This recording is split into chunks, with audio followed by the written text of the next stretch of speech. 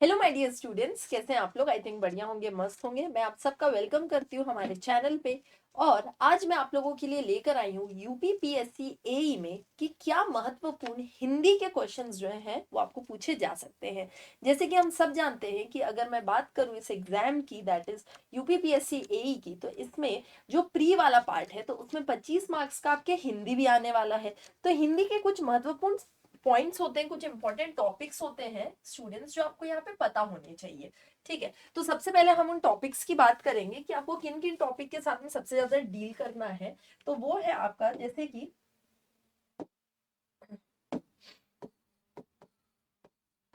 स्वर, व्यंजन, समास, संधि, विलोम शब्द, लिंग बदलो, पर्यायवाची, अनेकार्थी शब्द, अनेकार्थी शब्द, क्रिया, विशेषण,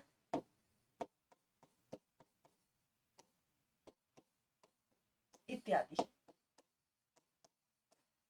और भी बहुत सारे टॉपिक्स हैं, लेकिन इन टॉपिक्स पे मैं इसलिए फोकस कर रही हूँ क्योंकि ज्यादातर जो आपको क्वेश्चंस पूछे जाएंगे ना स्टूडेंट्स, वो इन्हीं टॉपिक्स में से पूछे जाएंगे। ठीक है, समाज से रिलेटेड आप मान के चलिए 2 क्वेश्चन आपको पूछेगा ही पूछेगा, संधि से क्वेश्चन पूछेगा, विलोम, लिंग, आपको एक शब्द दे दिया जाएगा, आपको पूछेगा बताओ ये पुल्लिंग है कि स्त्रीलिंग है। ठीक है, और वो नॉर्मल हमें देख कर नहीं बताना है, उसे समझ कर हमें बताना होता है कि आप डिसाइड कैसे करोगे। ठीक है, कि वो पुल्लिंग में आएगा कि स्त्रीलिंग में आएगा। उसी तरह से पर्यायवाची हो गए आपके, अनेकार्थी शब्दों के लिए एक शब्द हो गया, क्रिया हो गया। तो ये बहुत ही महत्वपूर्ण टॉपिक्स हैं जो स्टूडेंट्स हमें पढ़ना है। ठीक है, आज मैं आप लोगों को समास के बारे में बताऊंगी। ठीक है, अब जहां तक बात समास की है, इसमें पहले हम देखेंगे कि कितने प्रकार के समास होते हैं, और उसके बाद में समास में एक बहुत ही महत्वपूर्ण टॉपिक होता है तत्पुरुष समास। ठीक है, तो उसको एक बार यहाँ का हमें समझना होगा आज, क्योंकि आज के जो कुछ क्वेश्चंस हैं वो उसी के ही साथ में डील किए जाएंगे। ठीक है, तो अगर मैं समास की बात करूं तो इसे ही इंग्लिश में कहा जाता है कंपाउंड। इंग्लिश में इसको कहते हैं कंपाउंड। इसकी डेफिनेशन क्या है? तो आप बोलेंगे दो या दो से अधिक शब्दों को जोड़ना। ठीक है, दो या दो से अधिक शब्दों को अगर आप जोड़ते हैं तो ये एक समास बनता है। ठीक है, ये चीज तो इसे यहां पे आपको समझना होगा। इसमें देखिए, समास की बात करें तो समास कुल होते कितने प्रकार के? तो 6 प्रकार के होते हैं। और यहां से ना आपको क्वेश्चन पूछा जा सकता है कि जो समास है वो कितने प्रकार के, तो आप क्या बोलेंगे? 6 प्रकार के। ये कौन कौन से हैं? तो अव्ययी भाव समास,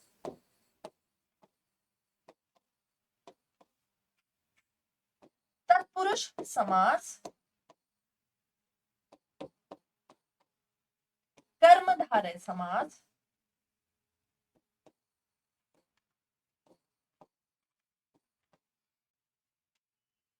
द्विगु समास, बहुब्रीहि समास, बहुब्रीहि, और द्वंद्व समास।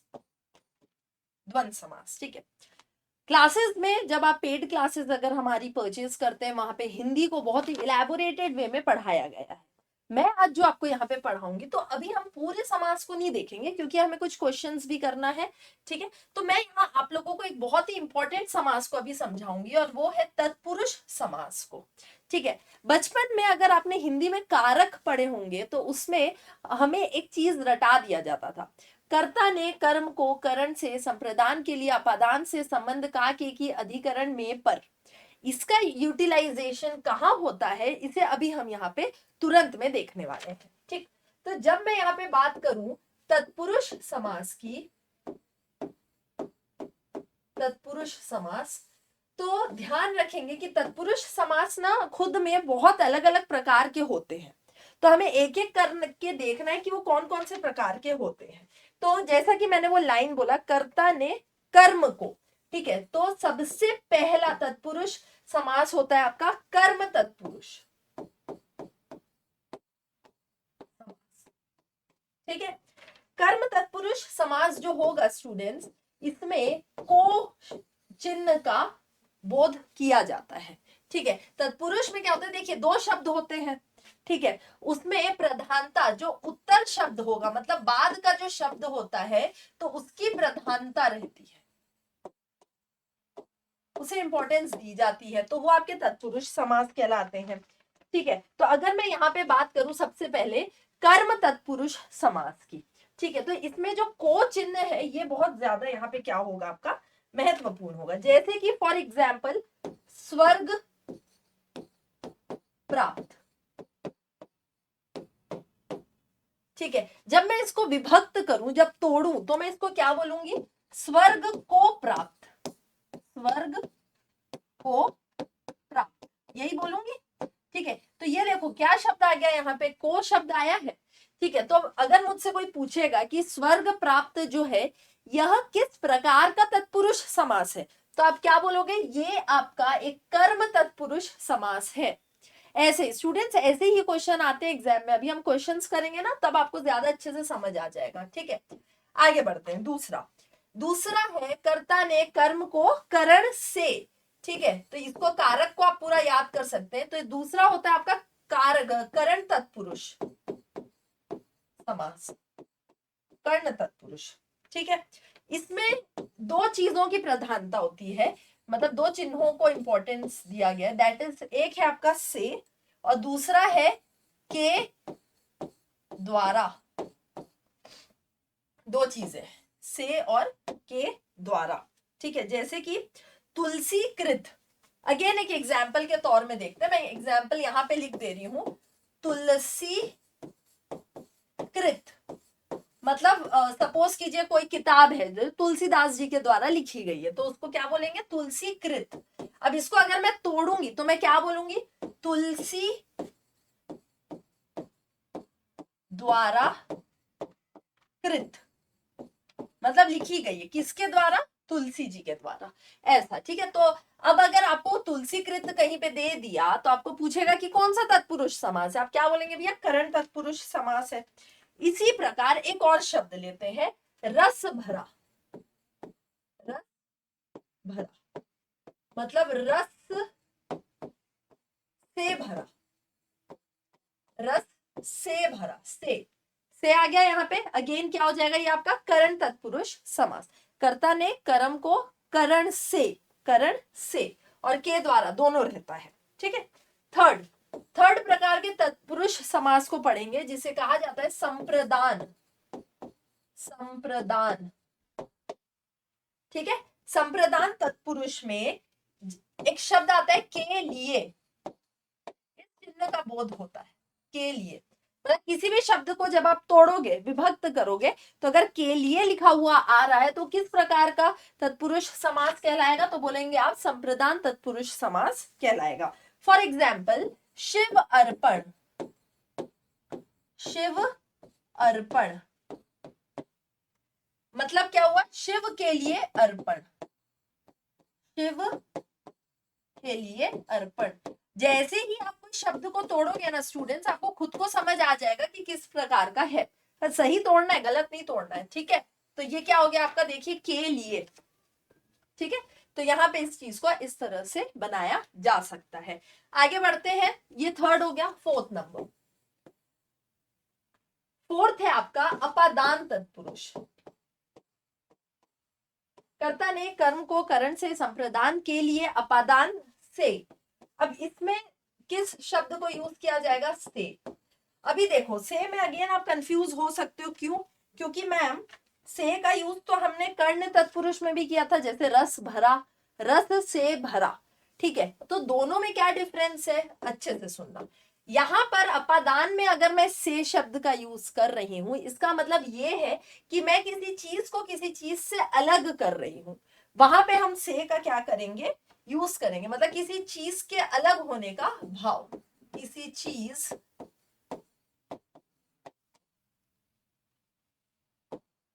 से, चीज की स्पेलिंग गलत हो गई है यहाँ पे,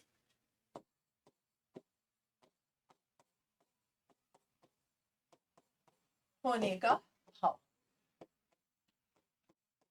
ठीक है, तो ये आपका क्या कहलाता है, अपादान से।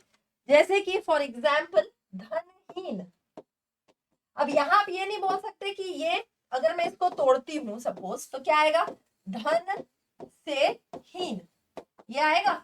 ठीक है, तो अब यहाँ पे अगर आपको पूछेगा कि अच्छा बताओ ये कौन सा तत्पुरुष समास है, तो आप क्या बोलेंगे, कर्ण तत्पुरुष, नहीं, गलत। क्योंकि यहाँ पे क्या हो रहा है, धन से हीन, मतलब धन, आपसे धन जो है वो क्या हो रहा है, गायब हो रहा है। ठीक है, आप गरीब हो रहे हो, आपके पास धन नहीं है, धन से हीन उसी को कहते हैं, वो धनहीन है, मतलब गरीब है, ऐसा। ठीक है, तो एक नेगेटिव वाली चीज। तो अगर कोई अलग होने का बोध हो रहा है, इस तरह के भाव आ रहे हैं, वहां पर अपादान तत्पुरुष का प्रयोग किया जाता है। और ये बहुत इंपॉर्टेंट है स्टूडेंट्स, ठीक है, इसलिए ध्यान रखेंगे। क्या, वैसे ही एक और होगा बलहीन, क्या होगा, बलहीन, मतलब कि बल से हीन, बल से हीन। हुआ क्लियर? ठीक है, बहुत अच्छी चीज है ये, इसलिए ये मैं बता रही हूं, क्योंकि आपके एग्जाम्स में ना स्टूडेंट्स ये सबको पूछा जा सकता है। ठीक, चलिए आगे बढ़ेंगे।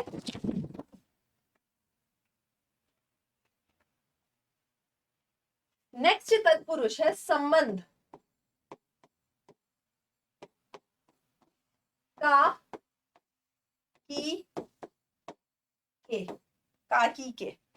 ठीक है, अगर ये तीन शब्दों का प्रयोग किया जा रहा है तो हम क्या बोलेंगे, ये आपका क्या है, संबंध तत्पुरुष समास कहलाएगा। ठीक है, ऐसा जैसे कि राजा का पुत्र, राजा, राजपुत्र, सपोज करो शब्द है आपका राजपुत्र। ठीक है, इसको तोड़ूंगी तो क्या बोलूंगी, राजा का पुत्र, तो का आ गया, का मतलब क्या हो गया आपका, संबंध तत्पुरुष समास यहाँ पे कहलाएगा। नेक्स्ट है अधिकरण, अधिकरण, अधिकरण में आता है आपका में और पर। ठीक है, शोक मग्न, जैसे शब्द है आपके पास में शोक मग्न, मतलब शोक में मग्न, शोक है किसी के घर में, है ना, तो उसमें आप मग्न हो गए हो, शोक मग्न, तो ये में आ गया। तो किस प्रकार का तत्पुरुष समास हो गया, तो बोलेंगे अधिकरण तत्पुरुष समास यहाँ पर रहेगा। ठीक है, ये चीज तो ये बताने का इम्पोर्टेंट सबसे मेन रीजन ये था स्टूडेंट्स कि यहाँ से प्रश्न बनने के बहुत ज्यादा चांसेस जो है वो हो जाते हैं। ठीक है, चलिए तो क्वेश्चंस करते हैं। पहला क्वेश्चन है यहाँ पे, स्वर्ग प्राप्त शब्द में किस तत्पुरुष समास का उदाहरण है। ठीक है, अब ये देखो स्वर्ग प्राप्त, हाँ, स्वर्ग प्राप्त। ठीक है, अब आपको बताना है कि इसके अंदर में कौन सा तत्पुरुष समास का यहाँ पर यूज जो है वो किया जाएगा।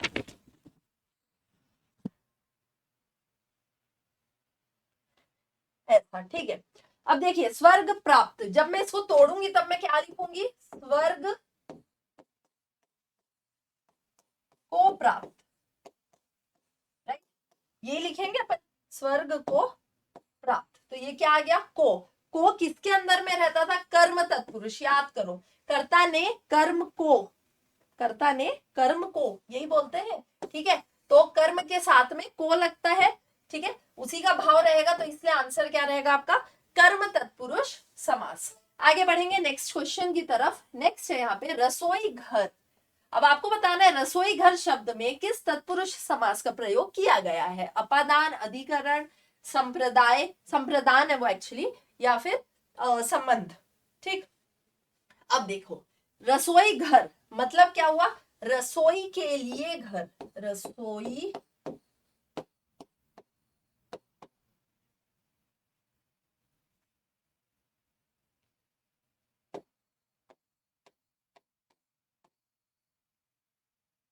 घर,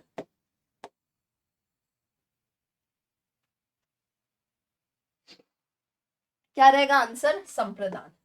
कर्ता ने कर्म को करण से संप्रदान के लिए उसी के लिए आता है। ठीक है, तो क्या रहेगा आपका आंसर, सी। आगे बढ़ेंगे नेक्स्ट क्वेश्चन की तरफ।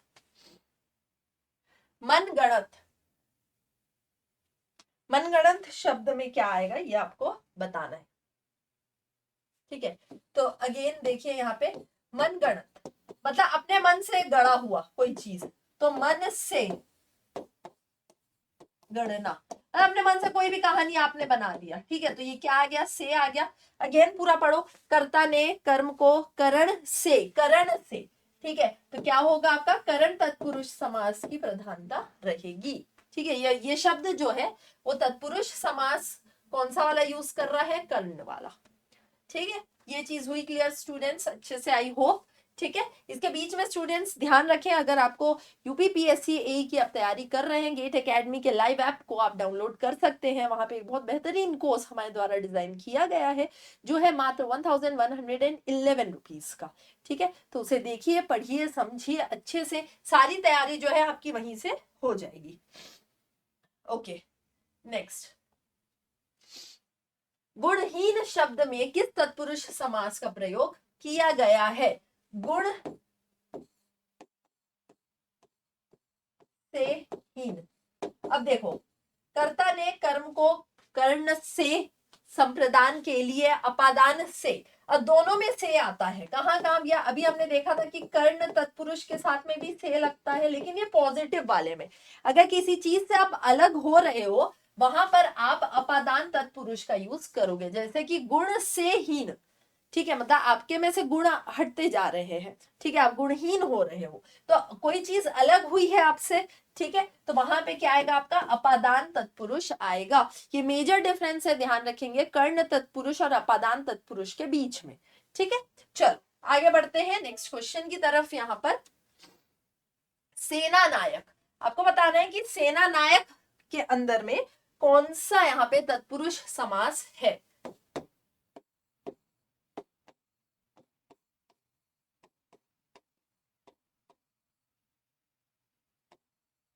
ये देखिए क्या आया, का की के, याद आ रहा है किससे रिलेटेड था, संबंध तत्पुरुष समास है।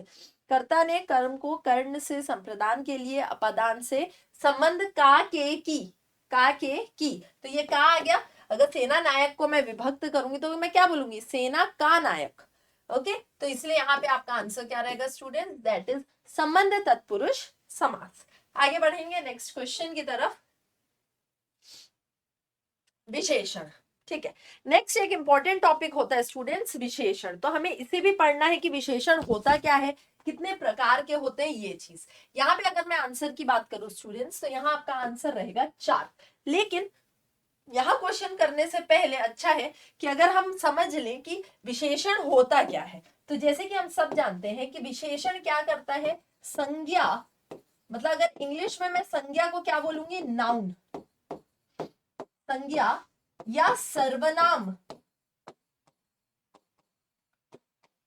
ठीक है, सर्वनाम मतलब होता है आपका प्रोनाउंस,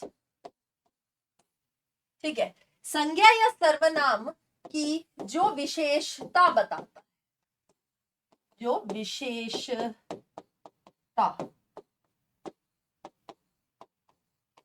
बताता है, ऐसा, ठीक है, संज्ञा या सर्वनाम की जो विशेषता बताएगा उसे आप क्या बोलोगे, विशेषण बोलोगे, ठीक है। तो विशेषण एक्चुअली क्या हुआ आपका, एडजेक्टिव, विशेषण क्या हो गया आपका, एडजेक्टिव, इंग्लिश में अगर बात करें तो एडजेक्टिव, ऐसा, ठीक है।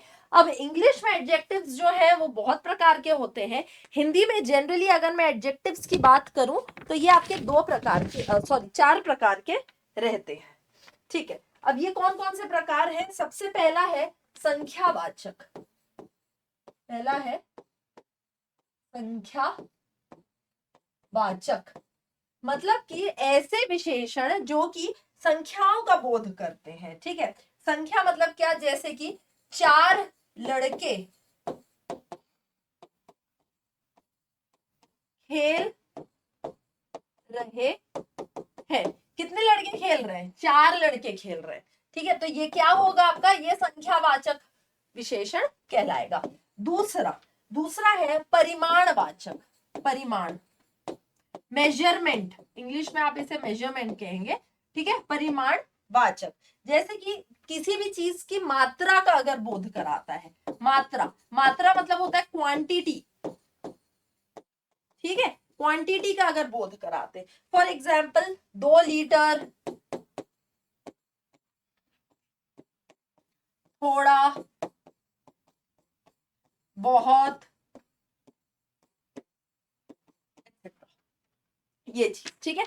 तो ये आपका क्या कहलाएगा, तो आप बोलेंगे कि ये कहलाएगा हमारा परिमाणवाचक, की क्वांटिटी बता रहे, एकदम फिक्स नहीं है, ठीक है, कोई संख्या नहीं है, लेकिन हाँ एक क्वांटिटी है कि थोड़ा है, बहुत ज्यादा, अधिक है, ये सारी चीजें, ठीक है।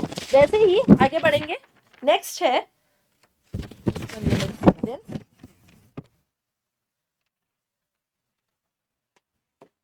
थर्ड होता है गुणवाचक। अगर गुण आप बता रहे हो, अच्छी है, बुरी है, काली है, गोरी है, ये तो ये सारे गुण के अंदर में आ जाएंगे, तो ये कहलाएगा आपका गुणवाचक विशेषण। और चौथा होता है सार्वनामिक